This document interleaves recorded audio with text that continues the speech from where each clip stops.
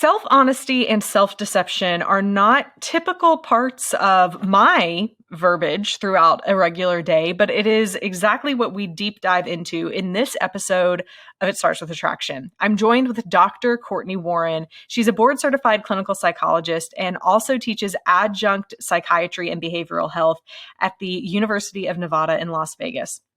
She's won some great prestigious awards in her career and done some really great things. She's even studied self-esteem and body image, which is something we kind of geek out on together at the beginning of our conversation, because that's a part of what I'm doing my PhD in and what my dissertation is on. So you'll hear us kind of deep dive into that for just about 5 minutes before we really get into the meat of what we talk about today, which is admitting to ourselves when we're trying to deceive ourselves and then being honest with ourselves about things that can be difficult to be honest with ourselves about. It's a fascinating conversation. Let's dive into today's episode. I am extremely excited to be joined today with Dr. Courtney Warren. Courtney, thank you so much for joining me today. Thank you for having me. I'm very excited to chat with you today. Well, I have to tell you a story. So yesterday, my husband and I, we were in Chattanooga, which I live in Nashville. I didn't tell you that, but we were in, for the Memorial Day weekend, because that's when this is being recorded.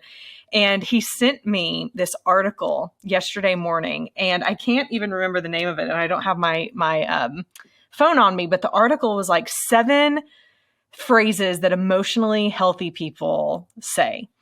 And so I open it and I'm reading it. I'm like, oh, I love this. This is good. Like, why did my husband send this to me? Like, what is he trying to tell me? And I asked him, I said, why did you send this? He said, because those are things you say. And, I thought, wow, this is actually something that you do. You should probably be happy to know that you do emotionally healthy things. Anyway, I get to the bottom of the article and I realize it says written by Dr. Courtney Warren. And I said, I'm talking to her tomorrow. Like, how in the world? And it was a CNN article. So it was a super crazy and funny experience to just say, yeah, this is a great article. And you get to the bottom and it's like, I'm having a conversation with her tomorrow. So there you go. That was magical. Not only is it a compliment to you from your spouse about how lovely you are in relationships, Very true. But so timely that here I am and we can talk about anything that you'd like. Relevant. I know. I love it. And actually, we're going to link to that article in the show notes because it was a really good article and some great just tidbits of how to phrase things and get and phrase them better for how you're wanting to say it, what you're wanting to, the actual goal you're hoping to get across. Maybe some of that will come up today, but we're really here to talk about several different things. So you have done a lot in the relationship space, in the self-deception space. Tell us a little bit more about how you got into psychology, what you earned your degree studying, and kind of what your psychological interests are now. Well, psychology is really the study of human nature. It's the study of who we are as humans, what motivates us, what separates us from animals, what leads to fulfillment, how to live a meaningful life, what's the purpose of life? These really big philosophical questions that, when unpacked, actually can dramatically help us to live the best version of a life that we need to not have regret at the end of it. And so I think probably as humans, most of us are inherently interested in psychology at some level because it's very selfish. It's very right. Self-promoting, right? In the best possible way. And I was raised traveling a lot. My parents were both academics. My father is Scandinavian. And so we would go abroad a lot. And I was fascinated by humans, how we're different, how we're similar. And particularly, I was interested in our eating behavior and body image. So one of my areas of expertise is eating pathology. And just looking at the world and seeing who cooked, how people ate, how they felt about their physical appearance, how that manifested in their relationships with others was fascinating to me. So I went into undergrad and then graduate school and got a degree in clinical psychology and went straight into a tenure track academic job and did a lot of research on multiculturalism, on eating, on behavioral addiction. So how we can be addicted to a process like gambling or eating, some people will say, or sex or pornography or online gaming. And that really kind of makes the large theme of the large majority of my research and my clinical work.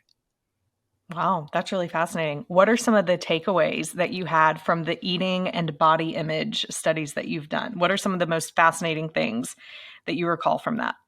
I think probably the most interesting truth about eating behavior and eating disorders is that they are ideologically influenced by cultural context. So what do I mean by that? I mean that you literally don't find eating disorders the way that we diagnose them in our cultural context, in mainstream American culture, in other eras or other cultural groups or other countries. And there are very few mental illnesses that are diagnosable where you could say that actually this disorder would not manifest in this way outside of a cultural context.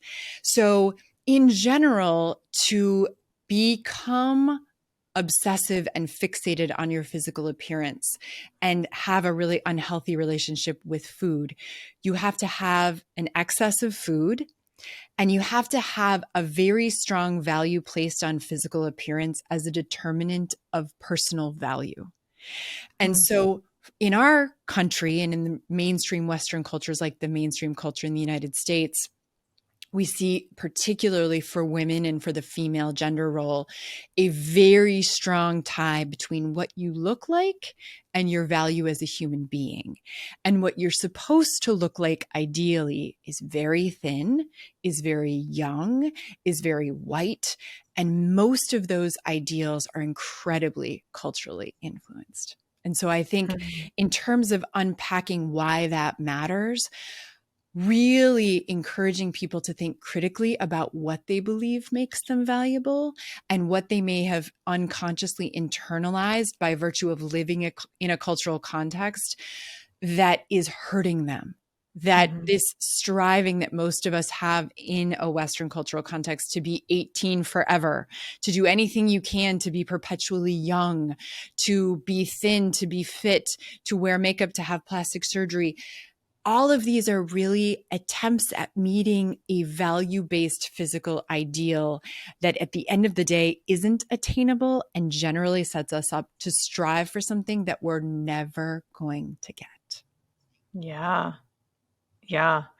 I'm in the middle of my PhD right now. So I'm in the middle of writing my dissertation. And part of so my dissertation is on goal attainment, but looking at self-esteem and body esteem and how it affects goal attainment and vice versa. So just looking at the overall correlation between it. And one of the parts when we look at self-esteem, there's a global self-esteem, which is just overall feelings, your overall feeling of self-worth. And then there's the specific domains of self-esteem. And so you're probably familiar with this research, but Jennifer Crocker did a lot in the early 2000s about the contingencies of self-worth and 7 different areas in which people find their self-worth in, and appearance being one of them. So it was appearance, competition, academic competency, virtue, God's love, and there's 2 other ones, family support, and I can't remember the last one. Either way, the appearance one, and along with competition and I believe academic competency, when people had that as their highest contingency of self-worth, that was the one that was most important to them and where they found their self-worth, they tended to also correlate with lower levels of overall subjective well-being and many other negative factors to their health, both physical and mental. Whereas if it was in something more stable, such as virtue, which is your moral and ethics that you adhere and follow to, or God's love, so feeling like there's a support bigger than you, greater than you, that supports and loves you unconditionally, they tended to have the most stable feelings of self-esteem and subjective well-being over time. And so that's definitely something that I find personally fascinating as well, just looking at it from a different angle, but it tends to come back to an unshakable truth underneath it. A question for you, though, is what do you think it would take in society to shift that to where men and women didn't put so much weight of their worth and esteem into appearance and for it to be a healthier solution overall? Time and continued effort. I think that a lot of cultural shifts actually have happened that are very positive. For example, I think we are seeing a wider representation of beauty ideals than we ever have in mainstream media. You see different skin colors, you see different ages, you see different body shapes and sizes. And Yeah. historically, 30 or 40 years ago, you wouldn't have really seen any of that as a representation of the beauty ideal. So I think that there are lots of cultural efforts and lots of professionals as well, organizations that really are actively advocating for shifts in our cultural values around physical appearance and around value, how much physical appearance matters to our value from a cultural perspective. That said, cultural change is incredibly difficult, right? We see this when we talk about racism, or when we talk about ageism, when you talk about sexual orientation acceptance, transgender issues, any of these social issues where you're really trying to reframe and shift the communal value system and the communal perspective on behavior. So how to be non-discriminatory.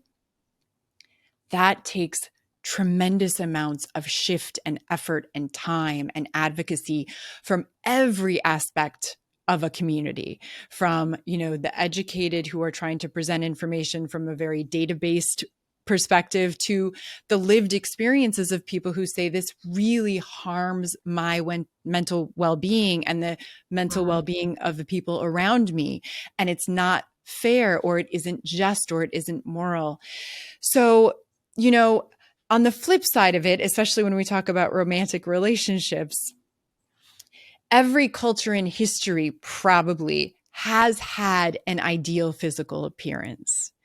That there is an element of us as sexual beings, as relational beings, that does relate to someone based on what they look like. And in early infant research, you actually see biases towards quote unquote highly attractive people from a really early age.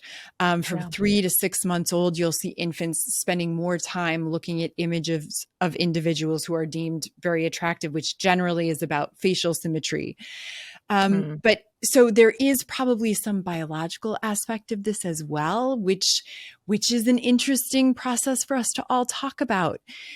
At the end of the day, I think one of our main goals is to empower people to feel safe and secure and sound in their own skin, no matter what they look like and no matter how society views them. And so in that sense, going back to kind of your tenets of self-esteem, I think that self-esteem is actually key to mental well-being across a spectrum of issues. And when we talk about self-honesty and personal growth, there is really an inverse relationship between self-deception and self-esteem, such that the more self-esteem you have in whatever aspect of self-esteem that is, the more able you are to tolerate painful life realities. And at the end of the day, that actually makes you so much more resistant to having negative effects of adversity. And so one thing that I stress for anyone who ever walks into my office, or anyone who's interested in developing their own psychological strength, is find a grounded way of appreciating yourself, of valuing yourself exactly as you are in a non-judgmental way, while actively trying to learn and grow in whatever ways you deem most important. Because that over time is kind of the best that we can do as humans. And it will lead to the best mental health outcomes. It will lead to the best community-based outcomes. There's this sort of saying in mental health circles, hurt people hurt people. Yeah. The more you are grounded and secure in yourself, actually, the more likely you are to spread that to everyone you encounter. And the more all of us do that, the less likely we are to take it out in harmful ways on other people. That's good. Courtney, let's go back for a minute because a term that's newer to me and probably new to several people in the audience is that of self-honesty. I believe that's what you said, and Mhm. self-deception. Mm, So can you define that? What is absolutely. self-deception? What is self-honesty? And then we'll dive Yes. deeper into it from Yes. there. Oh my goodness. So self-deception is any time you convince yourself that something's true when it isn't, Hmm. or you believe something false, even when you have information to the contrary. So self-deception at its core is believing something that's a lie, convincing yourself of something that isn't true. And this idea goes back actually centuries really to the core philosophers, but then was really articulated in the psychological literature by Sigmund Freud, who was really the father of psychotherapy, in Mhm. his ego defense mechanisms. And essentially, self-deception is really important to us as humans because it keeps us from admitting things to ourselves that hurt. Hmm. And in that way, it's very protective. The more you deny, the more you rationalize, the more you say, oh, no, I'm not like that. You're like that. Project. The more you can stay protected from having to admit something that would really be painful if you actually acknowledged the truth. So the opposite of that is self-honesty. And self-honesty is really this ability for any of us to tolerate reality. Radical honesty. It's the ability for you to say to yourself, ouch, I don't want to acknowledge that this is true. I don't want this to be true of myself or my partner or my family or our Hmm. culture or our political situation, but it is. And it serves me better to admit the truth to myself because when I do, I now have the freedom to choose how I'm going to respond to it instead of staying mired in my excuses and in my deception, which in the short term makes me feel better, but in the long term keeps me stuck. Interesting. Okay. So it's not just so it's there's a the self part made me think at first that it was mainly things about yourself, right? Mm, You're mm, lying to yourself about a skill that you have that you don't mm, or whatever it might be. Or justifying something wrong that you did mhm, because you feel like you have reasons to justify it. But you're saying that this is just whenever we lie to ourselves or try to mhm. protect ourselves from the truth for about us or about the situation around us, something that happened to us, the people in our lives. It could be any of those things. Yes. So the self part is that you're lying to yourself. You Hmm. could certainly be lying to yourself about yourself, but you could also be lying to yourself about a painful reality that is outside of yourself, other people, Hmm. circumstances you've encountered, something at work, something in your family of origin. Any of that is essentially a lie that you're telling yourself to protect yourself from pain. So, how do you help people or how can people understand that they're lying to themselves about things if they have really buried it or they've Mm. really tried their best to convince themselves that the lie that the lie is truth, right? How can people unearth and unmask what the truth Mm. is? It's such a journey. And I Yeah. want to just very clearly state to anyone who might be listening to this that we all lie to ourselves. Mm. Every single human on this planet lies to themselves and has lied to themselves about something. Mm. And actually, when you think about self deception from a therapeutic perspective, it's really the crux of what we would call cognitive behavioral therapy or cognitive therapy, where you have experts like Beck and Ellis who outlined that most of us want to believe that our thoughts are true because we're thinking Mhm. them. And so clearly we're right. So we operate going through the world thinking, well, we must be right about everything. Mm. The truth is that our thoughts are highly flawed and highly illogical in some very characteristic ways. And Mm. so, from a therapeutic perspective or a clinical perspective, one of the most important things for us to do with ourselves and with people we work with is to help them evaluate critically their thinking to ensure that it's helpful and accurate. So let me give you an example. Yes, please do. Particularly with relationships. So one of this book that I just wrote is on breakups.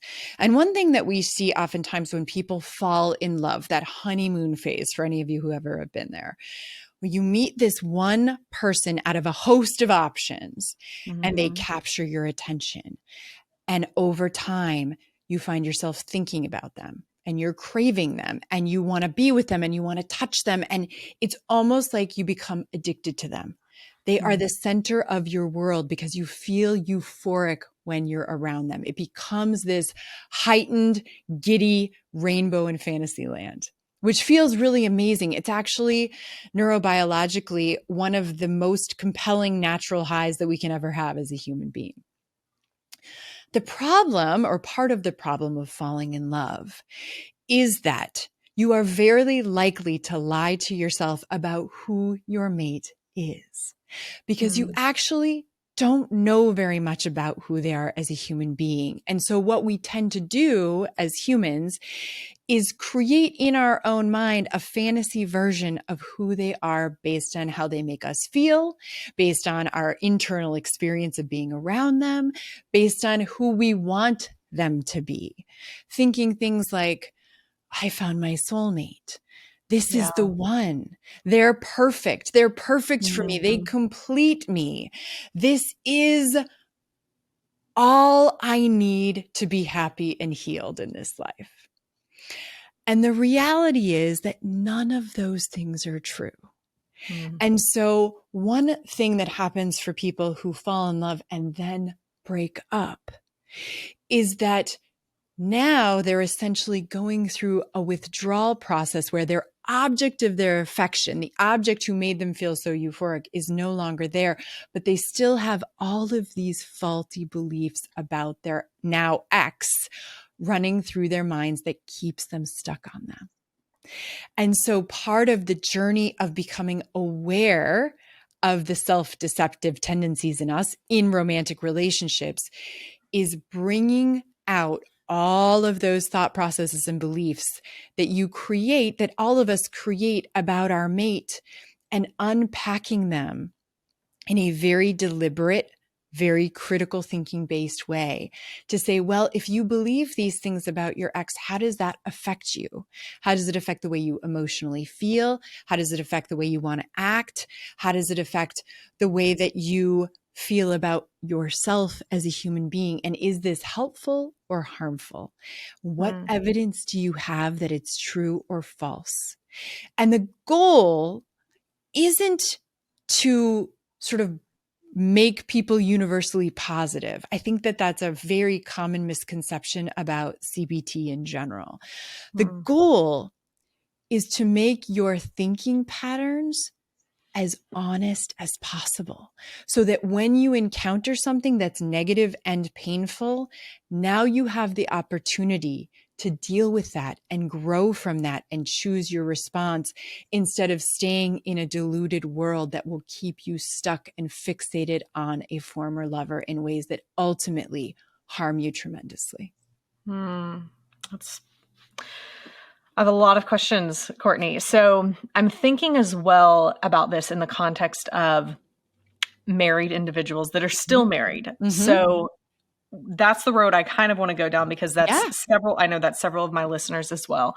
And I think this can be true. Actually, I know from personal experience that this can be true as well, because again, there's that same process of you're falling in love. It's, it's the best thing ever.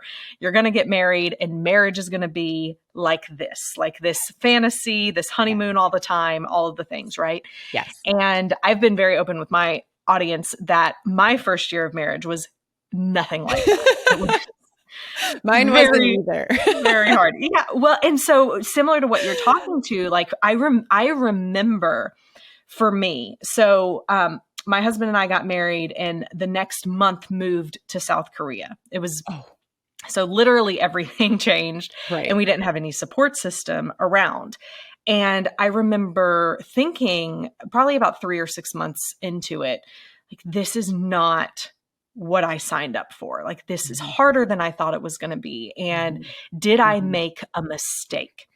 And it was the hardest thing for me to actually just struggle with, like, even to say those words, even now to say those words is hard, because it's like the self-honesty thing, right? Like, I don't want to admit that that's a thought that I'm even having, or especially back then, that that's a thought that I was even having, because it's embarrassing. It's shameful for me. Because I remember when we were dating, I was so sure that this was the person and it was going to be perfect, and all of those things. Yeah. And so I kind of went into a self-protective mode to where I just wouldn't talk about the struggles with anyone, because I don't want other people to know that we're struggling, because then it would break this facade that I had, or it would make me come to grips with the way things were. And I think where part of my struggle was then, and I think even some of my listeners now, is there's another reason that we don't like to share, which is I don't want someone to tell me that I did make a mistake. I don't want someone to speak into me and get me to make a decision to leave, instead of to do the healthy, like, what healthy way can we work through this in order to address some of the self-deception or self-honesty, but also at the same time, do what's best for the future of the relationship. So I would love to hear your thoughts about all of that, and how you would work with someone who, like me, if you knew me 12 years ago when this was happening and you were who I was going to, like, what would it look like for us to process that together? Well, it's such a beautiful example. And thank you for your vulnerability and sharing part of your story, because it's so common. I mean, my first reaction is, it's so common. It's a beautiful illustration of what probably the large majority of married couples experience at some point in their relationship, where they're looking at their spouse or they're looking at their life and they're going, how did I get here? Yeah. Did I make a mistake? Is this the right choice for me? They're not who I thought they were. Maybe I'm not even who I thought I was, right? Yeah. These moments of inflection where, if you start to get really honest with yourself, it's incredibly scary. And you even articulated the protective nature of self-deception in your description. It's so hard to admit to yourself, because it means a whole host of things to different people. It might mean you're wrong, you're flawed, you're broken. It's embarrassing. Your partner isn't who you thought they were. And so you picked the wrong person, and the other person could still be out there somewhere, because there are millions of options. And a lot of that will have to do with you and your upbringing and who you are and how you got into the relationship in the first place. Sure. But one thing I absolutely would want to say, if someone came into my office with your description, is this: just because you're admitting a difficult reality to yourself does not mean you made a mistake. And I want everyone out there to understand that the best we can do as humans is to make choices with the information that we have at the time as honestly as possible. And as you go through life, when you get new information, sometimes you have to change your choices. And so even if you're in a marriage that ends, it doesn't inherently mean that your marriage was a mistake. It may mean that you learned something about yourself or your partner over the course of time that led you to make a different choice. And that is the journey of life. And it doesn't mean you're stupid, and it doesn't mean you're flawed, and it doesn't mean that it was a mistake. So first and foremost, I think that's so important for people to hear, because as humans, we're going to make mistakes constantly. The goal isn't to stop from making mistakes. The goal is to make the best choices as honestly as possible each moment of every day. And the more honest you can be with yourself in the moment, the better choices you're going to make. So then when you think about sort of the long trajectory of self-honesty. I know you talk a lot about acceptance in your work. And, acceptance is such a critical part, accepting yourself and accepting your partner in a long-term healthy relationship.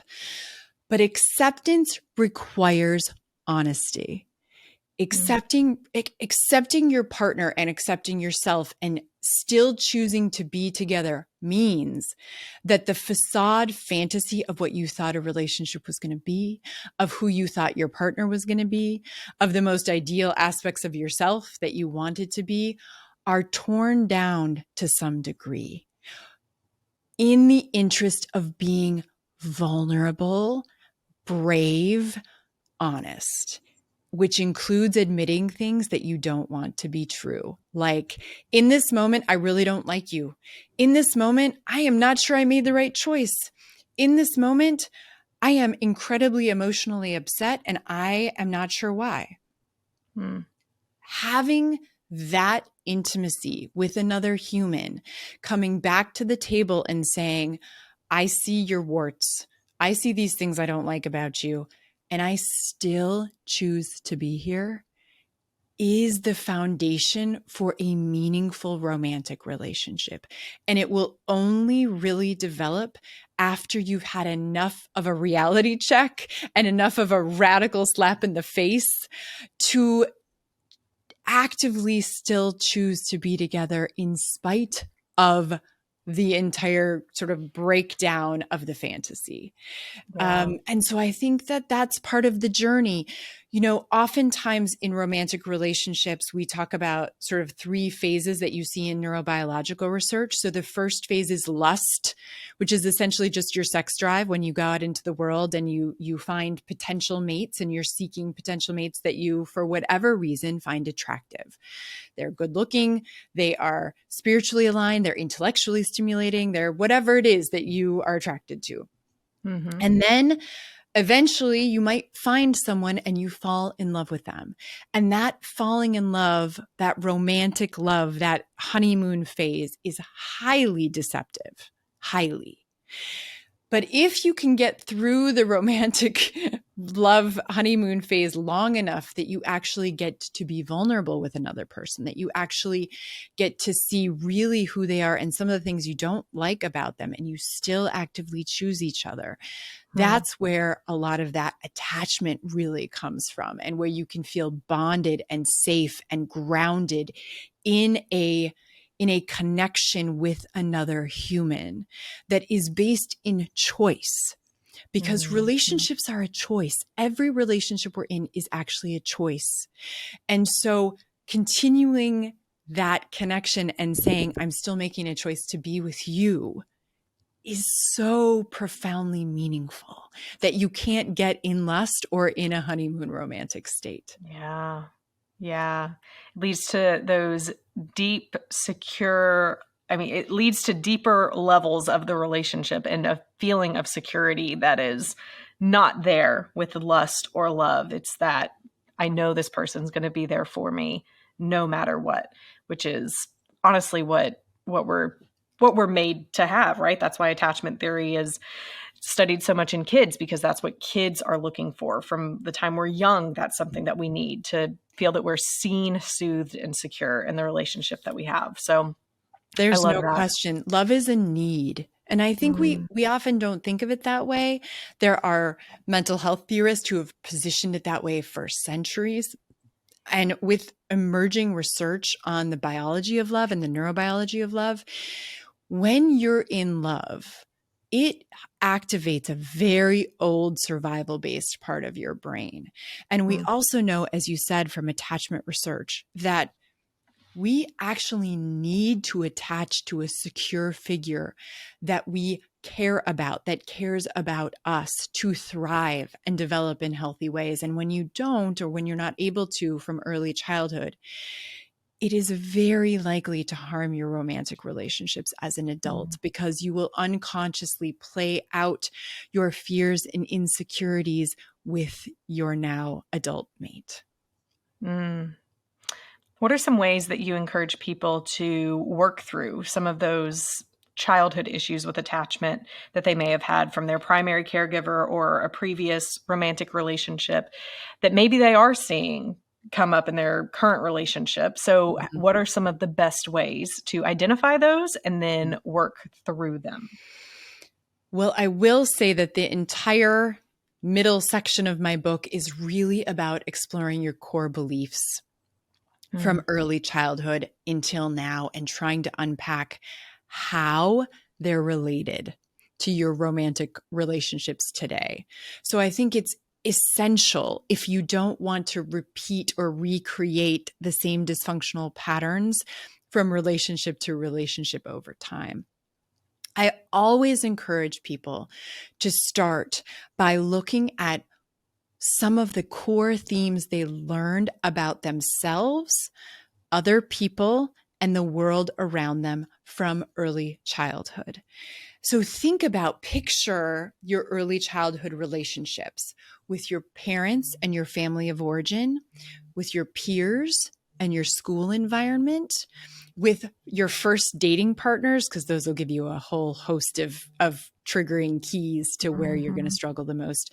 And then also with your sociocultural environment. So you and I touched on a couple of times that we learn very faulty beliefs in this cultural context about love and what marriage means and what it's supposed to look like that are highly flawed. And so start to ask yourself, what did I learn? What did I learn about my value? What did I learn about love? Did my parents' relationship look happy? Were they affectionate? Was it violent? Did I have any adverse experiences that made me wary of vulnerability, wary of connection, make me doubt my own core value as a human being? Anywhere you can find fear, insecurity, or adverse experiences that made you feel unsafe. Those areas are going to be the most ripe for you to bring out in your adult romantic relationships in ways that will ultimately hurt you and hurt them. So let me give you an example. I'll use myself. I come from a divorced household, which is a very common experience for a lot of humans. My parents were not good together. It was not a happy divorce, and it was a very volatile relationship both before and after. Yeah. And when I started dating in adolescence, which is a very common time for all of us to start exploring ourselves as romantic and sexual beings, I was very aware that I had an incredibly difficult time trusting people. I always had one foot out the door. I was never vulnerable. I didn't trust anyone. And I would have emotional reactions to people I was dating that rationally I knew didn't make any sense.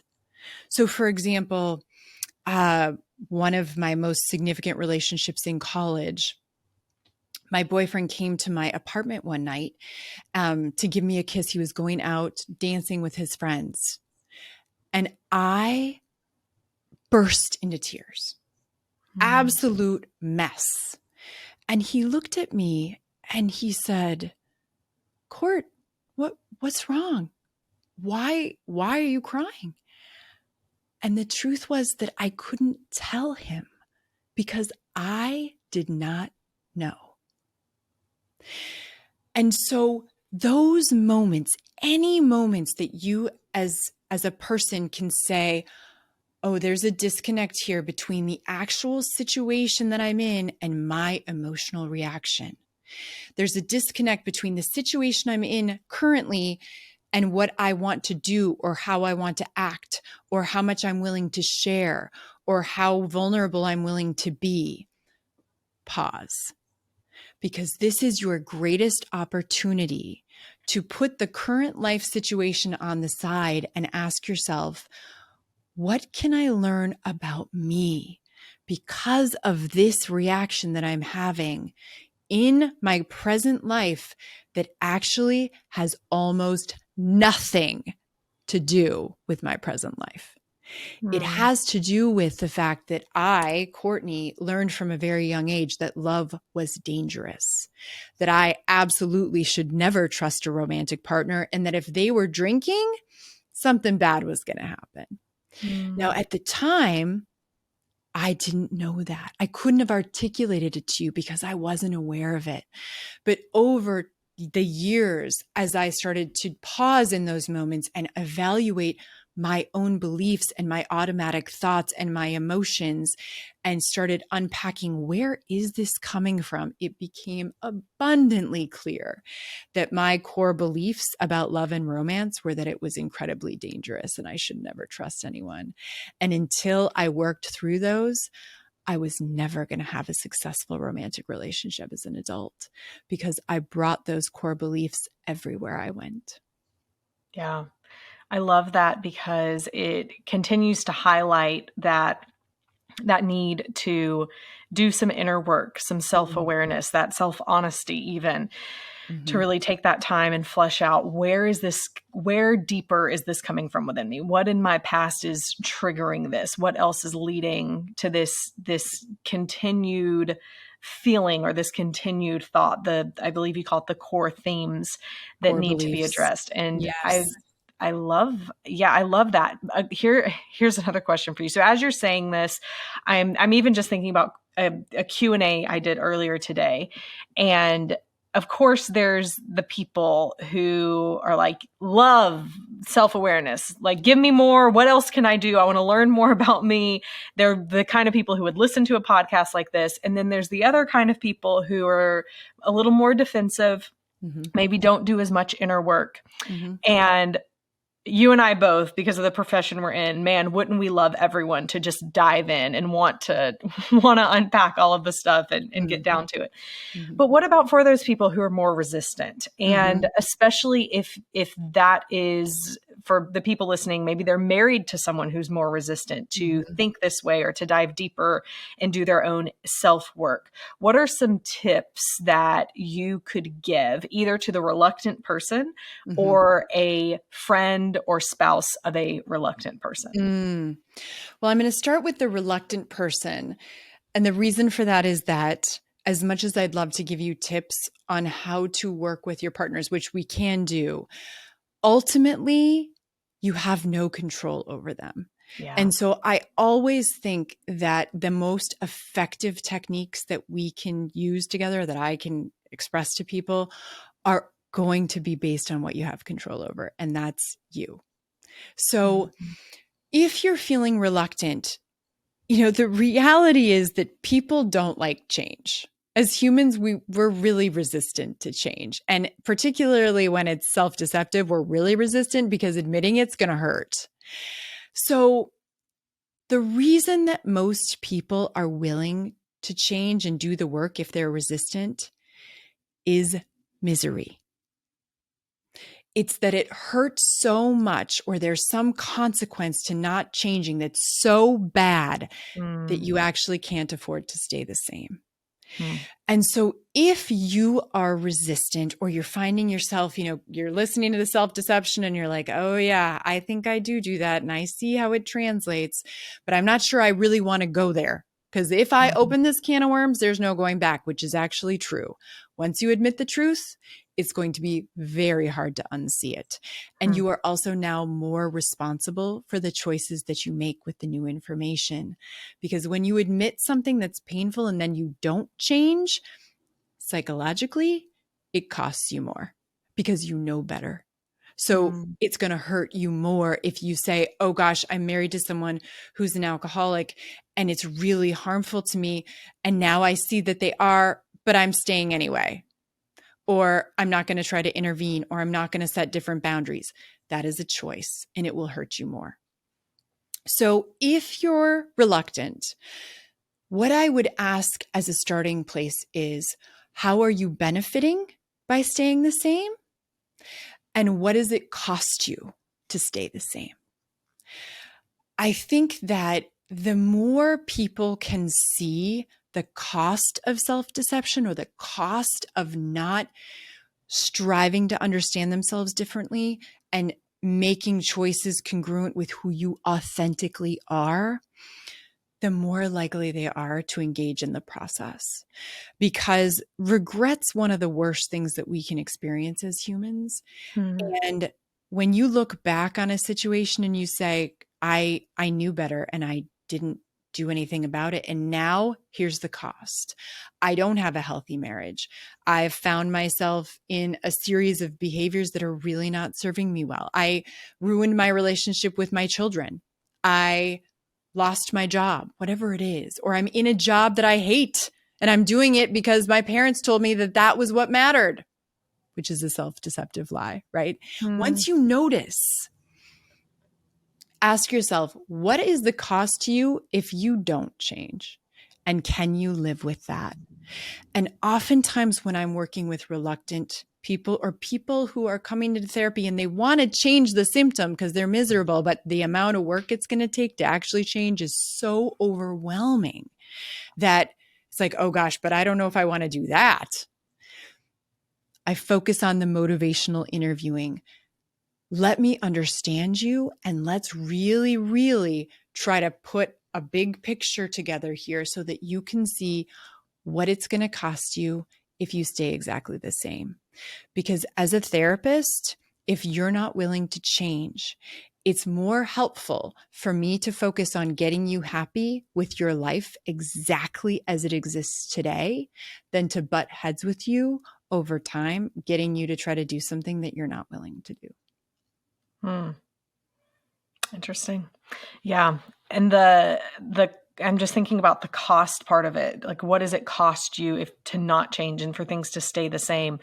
But there's more cost than to just me, right? There's the cost to people that I love or kids or my spouse or whatever it might be, depending on the situation. If I stay the same, what are the costs, the domino effect of costs for things to continue to stay the way they are as well? Yes. Yeah. And what are the opportunities? It's such an amazing opportunity when you start to unravel a reality. And I get that it's completely scary. I have personally been there. I professionally see it.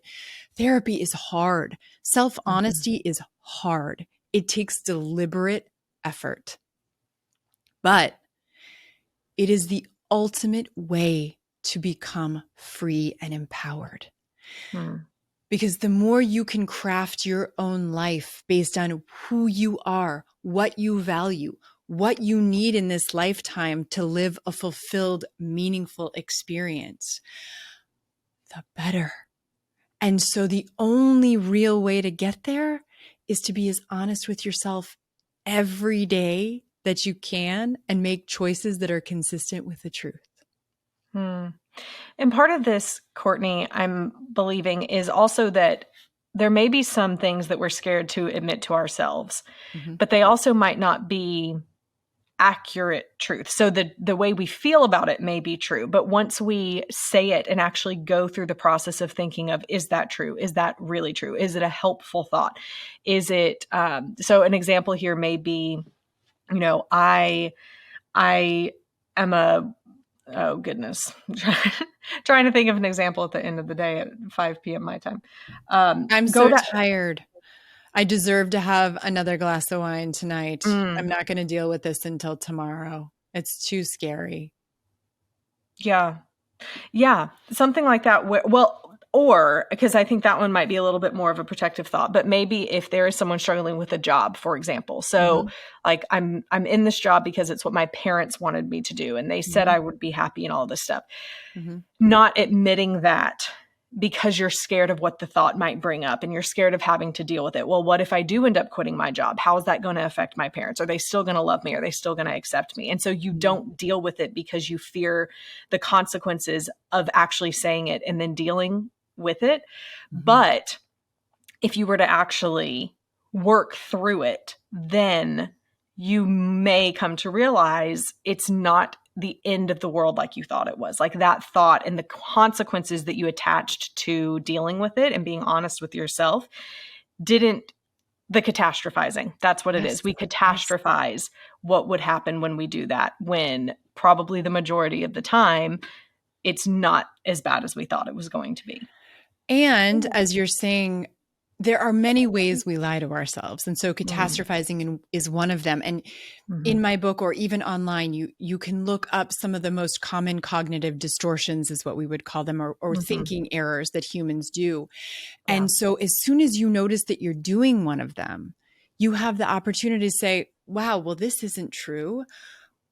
And or maybe part of it's true and part of it isn't, it's not as extreme as I thought. And now you get to choose, well, here are the benefits of continuing in this job. And here's the reality of things that I get and things that I don't like. And gosh, okay, my parents kind of set me on this path, but now I get to actively decide what I'm going to do with it. Do I want to stay? What are the costs of that? What are the pros and cons? You know, when I was in academia, I got tenure, and within a year I resigned. And that was a very difficult self-deceptive experience because I had to confront all of the reasons that I should stay. I thought to myself, who am I if I'm not a professor? What's my professional identity if I am not running research in my lab? What am I going to do next? I spent my entire career to date trying to get here. Am I really going to quit? Really? Self-deception everywhere. And then I had to say, what's my motivation for staying? Is it all based on these expectations that I set up for myself? What are the costs if I do stay? Well, the cost was I was going to continue in a job that I really didn't find that fulfilling anymore. And although I love psychology, there were so many other ways that I could engage in that field without writing research papers and grants that only really other academics were ever going to read. And so I give that example because sometimes the self-deception isn't as obvious to us in the moment, but once you see it and once you confront it, now is your freedom, because now you make a choice with your eyes wide open. And if I had stayed in academia, I would have been staying with a very clear perspective that I'm choosing this. Even if I don't love these aspects, I love these aspects. And this is what I'm going to do. And with that choice, that honest, self-aware choice, comes tremendous emotional growth and freedom because you're owning your own life journey. I love that. That's a perfect way to think about it, and an encouragement for people to dive deep into why are you continuing in the things that you are? Why are you motivated to do so? I loved how you worded it that way. What is my motivation for doing this? And is it something that's serving me well, or something that I at least need to be honest with myself if it's not? Dr. Courtney Warren, I've loved having you on. Tell us a little bit more about where people can find you, follow you, and get your book. You have two. You have The Letting Go of Your Ex, which we will link to in the show notes. But then the name of your other book is about self-deception. I don't have Lies. Lies we tell ourselves. The Psychology of Self-Deception. You can find it on Amazon or on Barnes & Noble or wherever you buy books. You can also follow me. I write a blog for Psychology Today. My website is drcourtney.com. I also have an Instagram and new TikTok account where it's only educational and informational, but blogs like the one you saw for CNBC or writings that I have coming out that are relevant to self-honesty and relationships, your relationship with yourself and your relationship with other people, which is kind of the core of our journey as humans. Fantastic. We will link to all of those things, including your book and your Instagram, your TikTok, all the things in the show notes as well, so that people can find more about you. I thank you so much for your time today. It was just delightful chatting with you. Thank you for having me. Here are my key takeaways from today's episode about self-honesty and self-deception. First, this is a very difficult topic to talk about for many people, I'm sure. Even me sitting here processing my conversation with Courtney and thinking about what we talked about, I think that there's just some mixed feelings about how to start this process. And going through a process of where in my life could I maybe be more honest with how I feel about certain things. For example, I released an episode, I believe last week at the time that this one comes out, talking about how I'm really unhappy with my current daily schedule. I feel very burnt out. There's a lot going on. And in that episode, I even got a bit emotional as I was processing it and realized to myself, because it was the first time I was really honest with myself, that I'm not living in line with what I say my beliefs and values are. My schedule is full of things that is keeping me from focusing on spending more time with God, spending more time with my husband, spending more time with my kids. And that's a hard reality for me to admit. And then, just as we talked about in this episode, the question comes of, what am I going to do about it? Because I could continue to live in that self-deception and say to myself, well, it's for good reasons, or it's just a busy season. But the truth of the matter is, it's been 4 years of a busy season with my kids being home. That's kind of what I'm using as my barometer. And it's time for me to make a change, or nothing's going to change. So I've been wrestling through that and asking myself, what does that change look like? And what needs to be let go of in my daily schedule? And most importantly, in what I'm holding on so tightly to. What are the things I'm scared to delegate to someone else, or to just let go of, or stop doing altogether? And why? If I'm timid about letting those go, is it because I've put some of my self-worth or identity into that? And so maybe there's something you're struggling with in your life right now where you need to be a little bit more honest and coming to terms with, well, just stating what you need to be honest about doesn't mean that you are a bad person, or that you don't have worth or value, or that you're not loved. It just means that it allows you the freedom to deal with the truth and to just look at the truth and understand what your path is going to be going forward from there. My second key takeaway from this, and a place where I typically go because of my line of work and what I do with Marriage Helper and things that I've heard in the past of other people's experience, is it can be very difficult to go through this process thinking about an unhappiness in a relationship. So for example, the example was given in the podcast of coming to a reality of someone saying, I'm married to an alcoholic. What am I going to do about it? And I believe in society that there tends to be a movement towards, well, if someone is doing a behavior, then I just need to end the relationship, because if I'm not happy, then I need to be happy. I need to do something to make me happy, right? And I've heard that from, it's not what we talked about in the episode, but it was the thought that came up that I've heard from so many people who I have talked to or have contacted our team over at Marriage Helper and saying, but I don't want to leave. I love my spouse, but yes, they're struggling with this addiction right now, or they're struggling with something right now. What can I do? And here's the hope in that situation. The question that we love to prompt people to ask is your spouse a good person doing a bad thing? Or are they a bad person doing a bad thing? Because if they're a good person doing a bad thing, then they deserve to be rescued. Does that mean you have to be the person to rescue them? No, not necessarily. Does that mean you shouldn't instill boundaries, or as we call it, safeguards that offer protection, the stops, or any of those things? No, it doesn't mean that. But the way that you go about doing that is then done from a place of, I love you. I want this to work. I want this to continue. But for me to feel safe, or for us to continue in our relationship, here's some things that are going to need to happen. And remembering that boundaries are set up not to punish the other person, but to protect you or your kids from a destructive behavior. And there's a lot about that. You can go find more at Marriage Helper. We'll link over in the show notes to some things you can read over there about that.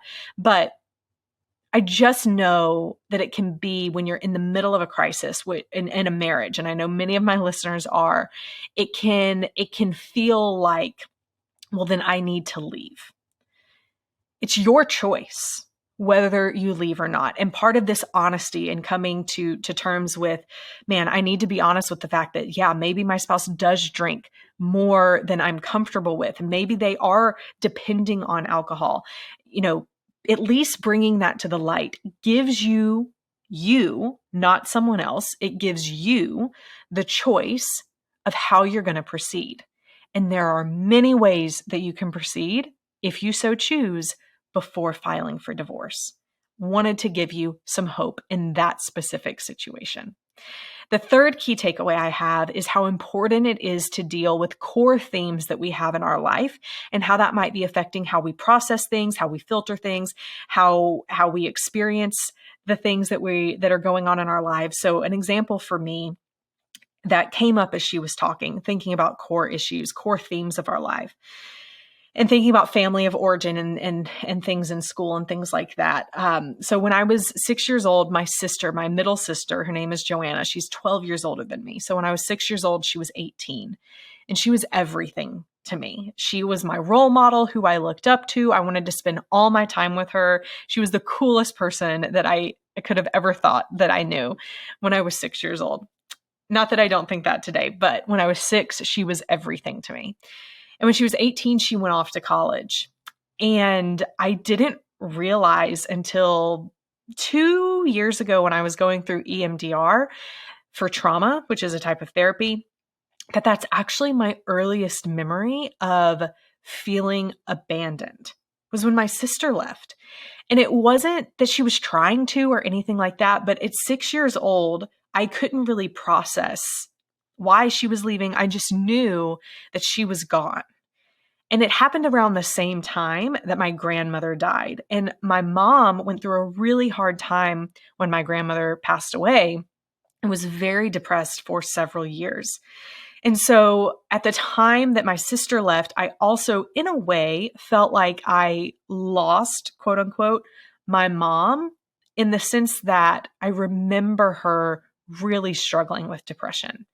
Again, as an adult, I understand all of these things, and I don't hold anything against anyone. No one did anything bad.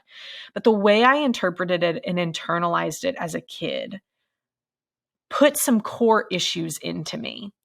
And I wouldn't necessarily say it was the fear of being abandoned. That's not what my core theme, one of my core themes in my life is. The core theme is, for me, it's that if I don't look out for myself, no one else will.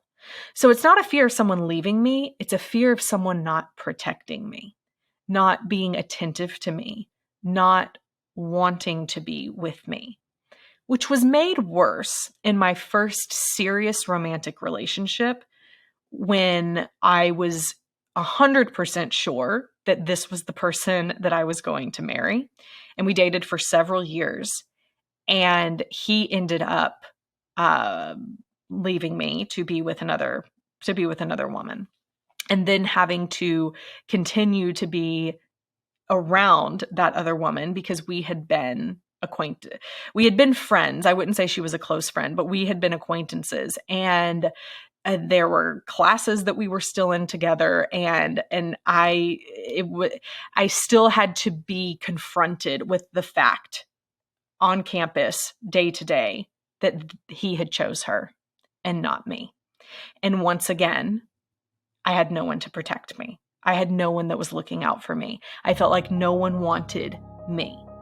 And that was something that I've carried that weight for a long time of the need for self-protection. I need to protect myself because I can't trust someone else to, which has led to a lot of my anxiety. So my anxiety tends to flare up because I'm trying to do things to, quote unquote, protect myself.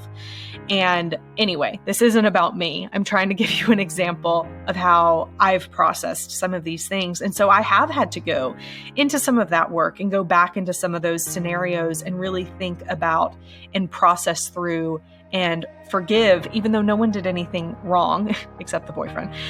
No one did anything wrong. Just forgive the circumstances and try and look at a new perspective and understand healthier ways for me to process those things and the behaviors that it's leading me into now.